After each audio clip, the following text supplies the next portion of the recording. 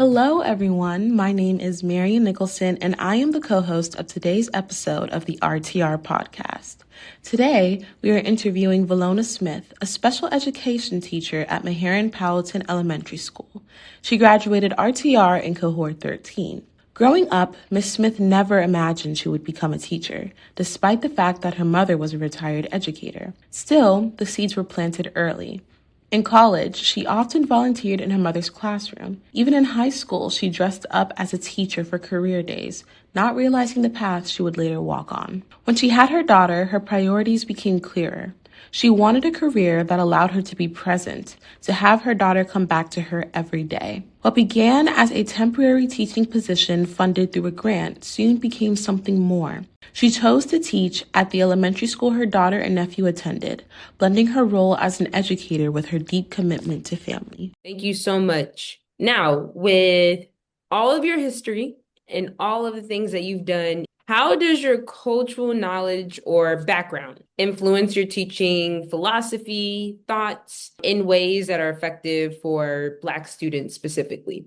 From a cultural perspective, when it especially comes to the language and how we interact with one another, that has been very helpful because like I tell a lot of people when it comes to my students, I know some may not agree, but I'm not only their teacher, but I'm their parent because when they're with me, I'm responsible for their safety as well as their well-being, as well as their education. So, coming from a background, with my mother being an educator and said it takes a village, I take all of that knowledge with me and implement it when I'm working with my students, that I let them know, yes, I'm your teacher, but I'm also here to see that you flourish with your education as well as your growth.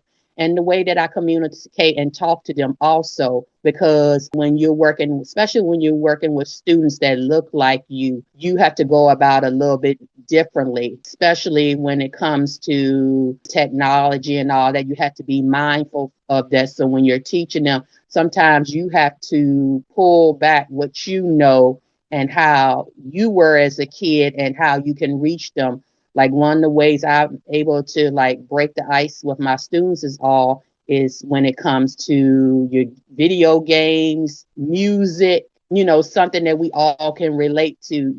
So like they said, you have to get on their level. You have to be mindful that the way you were brought up, some of those things have changed, have evolved. Like I told them, I said, when we was coming up, we didn't have cell phones. Our way as communicating was, we would run outside and play with our friends. We had a landline phone. So when I talk to them about that, give them that, but then I'm also willing to understand where they're coming from as a child with the technology, with cell phones and all like that. So when you're working, like I said, when you're working with kids that look like you have to be mindful that you have to approach them from that aspect. Sometimes you have to be like the parents because you think about how their parents talk to them and all. What is it that they able to say to get them to, when it's time to encourage them to want what is best for them, because like if a child is upset or something, with my background and all, sometimes you just have to listen to what they have to say. Don't be so defensive to, give them repercussions or something, because that's something I can relate to. The way they may handle things is different maybe from children of all other cultures. So you have to be, respectful and mindful of that the way that you may have had addressed something with the generation we have today, you have to go about a little bit different. We talk about tough love and all, but in some cases with some students, you have to come from it from a nurturing perspective, especially if they're in an environment where there's this yelling and screaming. And if you're trying to get their attention, that's the last thing you should be doing is yelling, screaming at them. That's not going to reach them. So you have to come from a nurturing, calm aspect, to get their attention. That was beautifully said. I really love this dynamic that you painted for us with your relationship with students and how it differs based on the funds of knowledge each student brings to the table. I wanted to branch out on that dynamic a little bit more and ask, what role has mentorship played in your career? And as a mentor or a mentee, how have you supported other young Black educators entering the profession? Well, with my mentor, when I was first starting the program, he actually happens to be the special education that I had worked under once Mrs. Hargrove, moved on. And so that whole dynamic with Mr. Bianco and myself actually worked out because, everybody was saying, when it talks about work relationships, our work relationship goes beyond outside of work. It's like, even though he was, the special education teacher and I was his assistant and all, outside of that workplace where we still had that dynamic, but it's like more of a brother sister type relationship, which also helps even to this day. He's teaching me things as well as I'm teaching him things. And so that helps when you're addressing others that's thinking about coming into that field. You have to develop some type of rapport with them and to let them know that, it's not going to be easy, but if it's in you to do it, then I encourage you to do that, because it's this one young lady. It's weird because I remember her when I first started on the special education, and now she's a paraprofessional. And so I've been talking to her a lot because she's thinking about going into the special education field. She's working towards her degree where she can be a teacher also. And this is heartfelt, is good, but then it's weird because when you look at her, it's like, I remember working with her, and now it's like, okay, now I'm the teacher, teaching, and now I'm providing her with my wisdom of how I see things and stuff, as well as she's doing the same thing from me. Even though I'm a teacher and all, I'm still learning from her, especially from the perspective where she's worked with the older students, and with me having to work with my kids, because some of them, I started off with them, they were in 5th grade, now they're in 6th grade. So she has brought that aspect to me is, okay, I have to go about a little bit different because they're not little, they're older students. So the way I interact with my younger students, I have to go about it differently with my older students, which has been, very helpful, with that in this profession. And it's good to have somebody that you can lean on, that you can depend on. You can trust that if it's something that you don't quite understand, that there's somebody's there to help you along through your journey as well.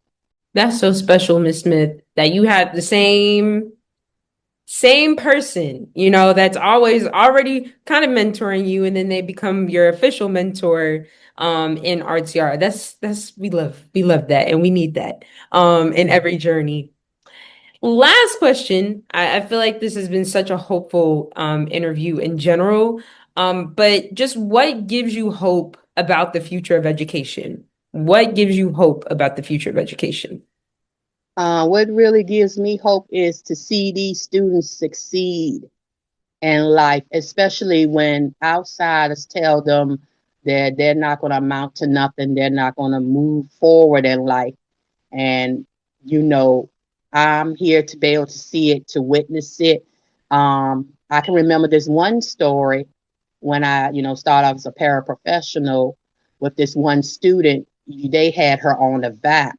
So, working with her closely, I was able to see that this is not for her. We're doing her a disservice. A lot of times when we're trying to get accredited and all, some people might want to look for the easy way out. They don't want to take the risk. So I went to Mr. Bianco and I told him, I said, I don't think this child is VAP.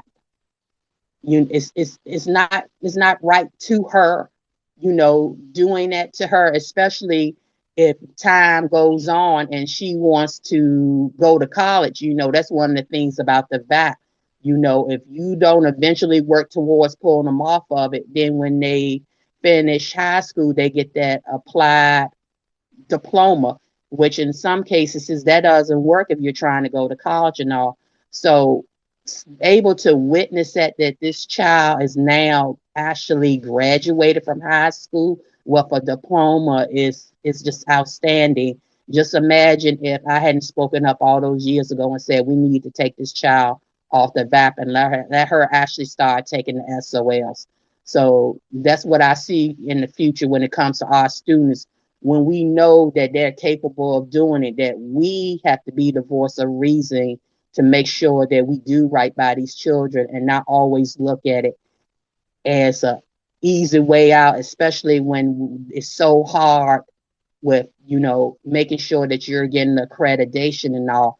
The numbers may look good and all, and sometimes part of the accreditation when you're trying to attain it, sometimes you have to take some hits, but it pays off in the long run when you see that one student that didn't look like that they were going to be able to graduate with a diploma and actually take that diploma and apply to, okay, I want to go to college, or if I want to start going off into the workforce, or if I want to go to a training school or whatever. It just warms my heart to see that when we push our children and know what's better for them, that's the outcome of it all. So that's what I see for our future, is pushing our children. Even with some of them, they might not want that because they're so that, some students, you have to challenge them. You have to, you can't always take the easy way out because it's easy. I had one student where he wanted to just do math. And I told him, I know you're good at math, but you have to work. You got to also work on what you're struggling is what you're reading. I mean, you just can't just put all your focus in math. You got to put your focus in reading too. When you do that, it'll pay off. I mean, life is a challenge in itself. So whatever challenge we face, we have to meet up to it, and we have to beat it. We have to exceed it. We can't just stay stuck in one spot. So good, Miss Smith. That was our last question.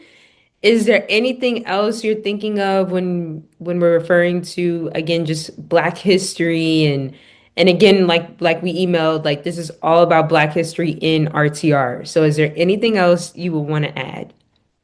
I'm just thankful that you want to do this interview with me. And like you said, since it's Black History Month, when we, like I said, when we look back over our lives, like my mother, when I look back at her, she's the first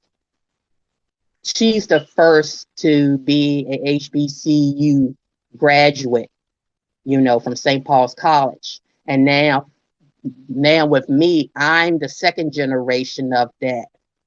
She and I both have a bachelor's degree in business, but now I've actually took it a step further with myself, because now I'm the first in my family with a master's degree in special education. So that in itself is what they say is Black excellence. Yes, it is. Yes, it sure is. Congratulations. And thank you so much for just sharing your journey with us. I think, as young educators, as we're all young educators, to the field, but also hearing from those that have life experience is really important. So we just thank you for taking the time out through the technical difficulties, and us really figuring it out, and sharing, that wisdom with us. We really, really appreciate it. Yes, thank you. And we'll share some information with you. We'll creatively put some things together, and we'll definitely share it with you so when it's going on social media and all those wonderful things. So you'll be getting an email from us soon. Marion, did you have anything to say? No, I feel so grateful to be here, and just so grateful to listen to somebody who's made history. I feel like it's so easy for us to be like, oh, the little things I do just affects my community, but even that is history, and it's going down in the books, So good. So good. Well, thank you, Miss Smith. Enjoy your day. Thank you. Stay warm. I Drink will. water. The cold is going around.